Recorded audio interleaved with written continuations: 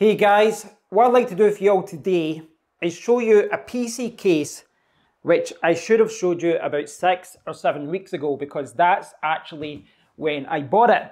So this is a Lian 011 Dynamic XL, and I'm sure you're aware of this case. It's been out for a long time, it's extremely popular, and this is the case that I was originally trying to buy, but I didn't get that. Instead I got the Thermotake P3, this open PC case.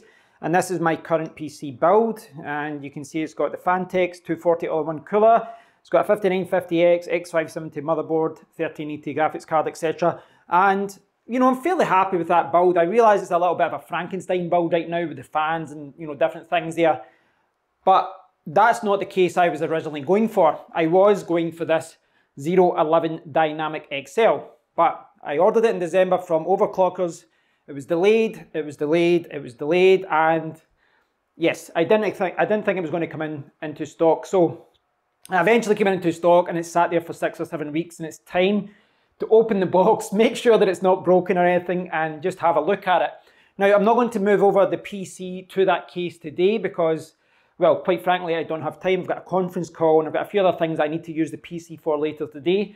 But what we can hopefully do is open it up. We'll have a look at the case, just get my first impressions of the case. Maybe I can put some fans in as well.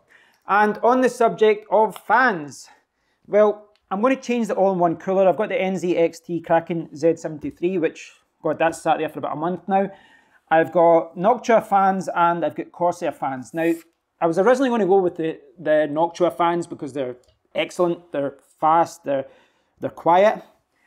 I'm probably going to I'm leaning towards the Corsair ones here now because at the higher speeds, these are quieter, but, you know, 1500 RPM and below, there's really not a lot between them from a noise point of view, and I do think these look better because the beige and brown don't always look great. But without further ado, let's get this 011 Dynamic XL box open and we'll have a look at the case.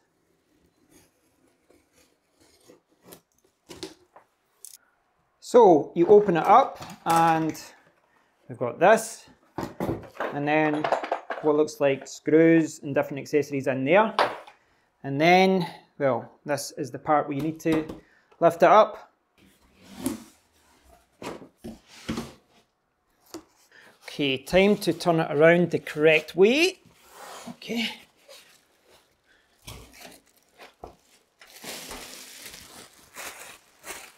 So there it is, guys, that's the Dynamic XL. And maybe you can't see that there, but put it down, you can see that we've got the instructions, etc. at the bottom.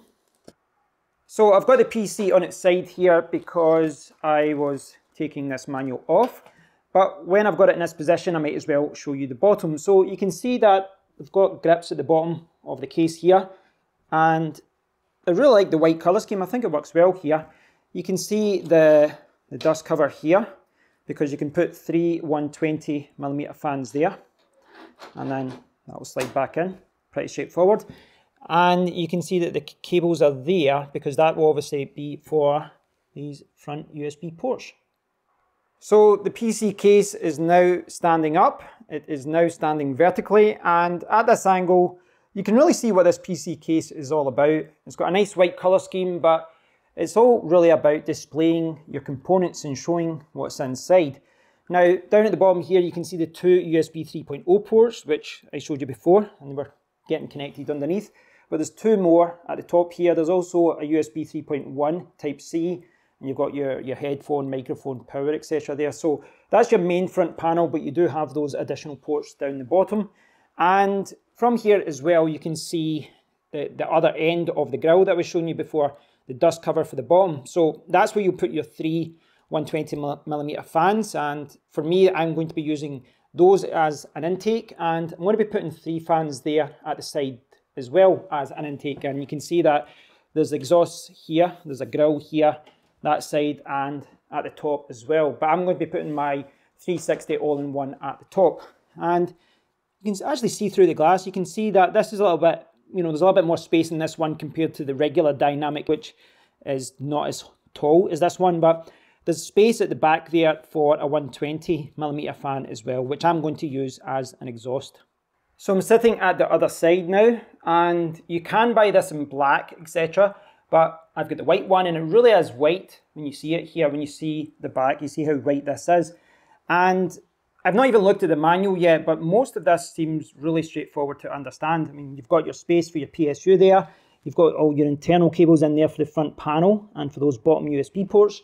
You've got your PCI Express slots there, but you've also got this option here if you want to put your graphics card vertically, which I'm probably not going to do just because it's going to be a little bit too close to the glass. You've got two panels here, which you can take off with thumb screws, which we'll do just now. So there's two like that. So there's your hard drives trays there. And if I open this one, there's more there as well. So there's definitely a lot of options here for expanding. So you can see at the top here, again, I've not looked at the manual, but look, two thumb screws, very easy to come off. And then you've got this. So pushing that should, once this is up, I should be able to get the glass off, which I won't do just now because it will just fall off.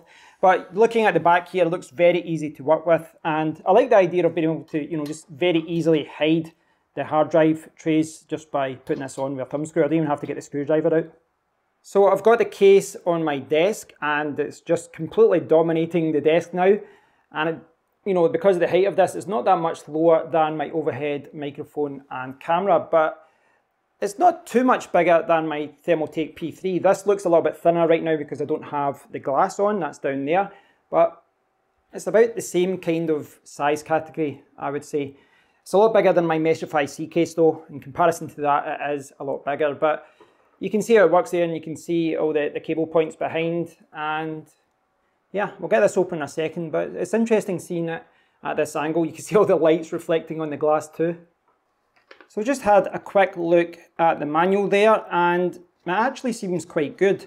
Certainly when compared to the manual for the Thermaltake P3, it explains things a lot better. It's telling you where the screws should go, and it's showing you measurements and different things. And this is something I'm going to have to refer to later on, but as far as manuals go for PC cases, which generally aren't that good, this one actually seems okay, in my opinion. It's got a lot more information as far as dimensions and, spacing and where the screws should go, etc.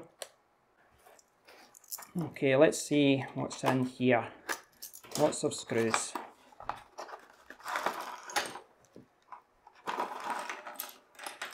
So this is everything that you get in the accessory box, and you can refer to this and check that everything's there from the manual. All of this seems to refer to the graphics card anti-sag bracket, so that's good that all of that is there. There's a few different things in there, screws and pads. We've got Velcro ties there, we've got lots of screws there. This looks like spare feet for the base, and then we've got other little brackets and different things here, which I imagine some is for the PSU, some is for hard drives and different things. So I just quickly took that off and put it back on so I can show you the process. Very straightforward. These were already open, and you just pull this down, this part here, and then you can slide this off. Now the glass, there's like two little screws in the back of the glass here, and they just kind of hook into a little groove there. So you just have to push it up a little bit, and then it comes off. So with the top panel off, you can see what's underneath, and you can see that there's a dust cover here that goes all the way along. And you can see there's plenty of room here and plenty of connection points for attaching 120 and 140mm fans. But I think this is designed better for 120mm fans, so I'm going to be putting a 360 at the top here. And now with this glass panel off, you can see everything in the case a little bit better. You've got a lot of different connection points here for cables. You've got your hard drive caddies there. There's actually an RGB connection here for the front RGB at the front panel. And yeah, you can see the different spaces here for 120mm fans here and here, thumb screws for the PCI Express slots, and yeah, very straightforward, and it looks like this is going to be extremely easy to work with. So I still need to go through the manual and just check everything to make sure that I'm on the right track, but this does look like an extremely easy case to work with. I don't think there's anything here that's going to give me any problems. Now, I'm not going to be moving my PC over today, like I said, but when I do, it's going to be easy because I've already built the PC and installed Windows, etc. What I am going to do today is put in these Corsair ML120 Pro 120mm fans, and in total I'm going to have 10 120mm fans, because of the 360 at the top as well. So I've got a couple of these Deep Cool FH04 fan splitters. This allows me to connect 3 fans, and obviously all those fans will be running at the same speed that go through that. But I've tested one of them already. They're only £6 to buy and pretty straightforward. You put 3 fans into this and then this will go to the motherboard. So what I'm going to do is put 3 of the Corsair fans as intake at the bottom, 3 at the side as intake, and then 1 at the back as an exhaust. And then later on, once I've opened up the all-in-one cooler, the 360 will be placed at the top and the fans will be placed as an exhaust rather than an intake. So the bottom grill actually comes off. This is going to make attaching those 120mm fans a lot simpler.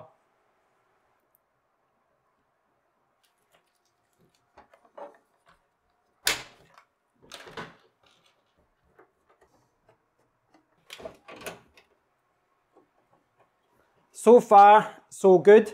You can see I've got the 3 Corsair fans at the bottom here, and it is a lot easier because the grill can be taken out. You take it out, you attach the fans, you put it back in, slot into place, push it down, and then there's 2 screws at the front that you just tighten up and you're good to go.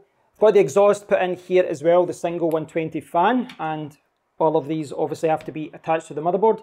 And I think it actually looks quite good. You know, a lot of people go for RGB with this. It's probably more common that people go with RGB fans against the white case here, but I think black looks okay as well. I do need to clean it up though. I've been using a tissue to try and clean the fins of the fan a little bit and the spray cleaner as well, but I'll probably do that during the week. I'll give it a proper clean so that it looks a little bit better. So at this point, what I need to do is just put in 3 more fans here at the side as intake.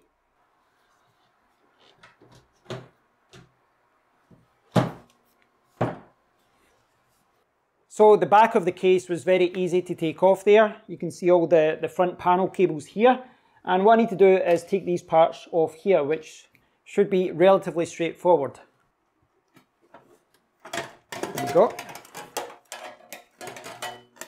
So there's the first one off. All you have to do is apply a little pressure there. It eases off and then you can take it off. So if I do it this time here, again, there we go. Just like that.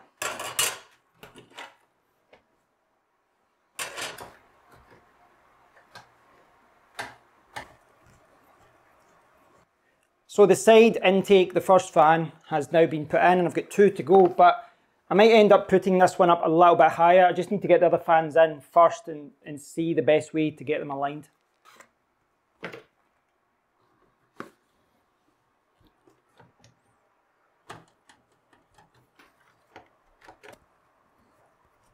So the back panel is still off and I'll probably keep it off because I will be working with this in a few days. And from this angle you can still see the space for the PSU, the hard drive trays here, which you can get access to there. You can see the front panel cables, which are still neatly tied up. Probably could have released those to get into this bottom screw a little bit easier, but it wasn't too bad. And I've got the 3 Corsair fans now there as an intake. So 3 there as an intake, 3 at the other side, coming up from the bottom, and then exhaust here and the other exhaust there. So I've spun the PC case around again so that we can have a closer look at how this looks now that the fans have been attached. Now obviously at this point I've not moved anything over from my old PC. That is still running, so the motherboard, the graphics card, the power supply, that is still over there. But you can see that the PC is starting to take shape already, my new PC, just by attaching 7 fans, 3 at the bottom, 3 at the side and 1 at the back. And if I get closer I can give you a better understanding as to how this case works. You've got your 120 fan space at the back, which I've set as an exhaust so that hot air will go out the back. We've got space for the motherboard back panel there as well, so this is where, you know, my USB ports and everything else will be. Underneath here I've got all the PCI Express slots with thumb screws, and then we've got the Lian Lee de Boer branding. Now going over here we can see the space for the motherboard and the standoff screws there already. Now you can see there's a big space here. That is quite common now because there's a lot of air coolers and all-in-one coolers that's, you know, sometimes you need to go to the back of the motherboard and work with the motherboard and, you know, maybe change the standoff screws or change some screws to get the CPU cooler attached. So with the space here we should be able, you know, just by moving these trays, we should be able to get into the back if I need to change the cooler and work with it that way. Obviously, when you're working with an all-in-one cooler, it's ideal to do all of this on the motherboard outside of the case and then put it on, but it's good to know that you can get in there. We've got a lot of spaces here for cables, so I should be able to keep all of that tidy. And then we've got the part down the bottom. Now, I'm actually going to change this a little bit. It seems to be aligned a little bit to the right, so I'm going to try and move it along, but you can see these sections here, and it just pops up, and I'll need to tighten these screws down. This is what secures it. The slots at the back, so it slots in to these grooves here. There's 3 of them, and then it pops in like that, which, there you go, it clicks in there, but I'll need to maybe move it along so that those screws are tight. So I need to do that. As I said, I need to clean the fans as well. The last thing I need to do before I move forward with the PC and moving things over is decide where I'm putting these fans, because it's not like this is rigid. You've actually got more than 360 millimeters here, so I could maybe remove this part here, this panel, and move all the fans up a little bit, but I'll need to decide how I align it and have a think about, I keep hitting that screwdriver, have a think about where the fan should go as far as intake into the PC. But yeah, if I go back a little bit in my chair, you can see how it looks like now. So there it is, guys. This has been a quick look and I guess the first impressions of the Lian Li Dynamic XL PC case, which has sat there for 6 weeks, but I finally got it open and I guess I've made a start on my PC build by attaching these Corsair fans. Now, I went for the XL. It's a lot easier to work with this one than the smaller version because that's generally true for bigger PC cases, certainly of this style, because it's, you know, there's so much space, and it's one of the things that did attract me to buying this case. I did quickly refer to the manual just to see what the manual was like, and I will refer to this later for, you know, attaching the power supply and just making sure that everything is okay.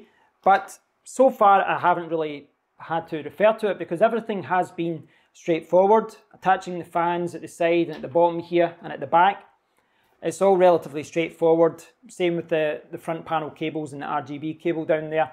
I really just have to put my motherboard over and just start connecting things up. So first impressions so far is that this looks good. It's not too big in my opinion, but it looks like it's going to be very easy to work with as well. So I hope you've enjoyed this video, guys. I'll do another video about this soon when I actually move everything over to it, but it looks like it's going to be a good case and I'm pleased with the purchase. So thanks for watching, guys. If you get any questions, please do post a comment below. And until next time, take care.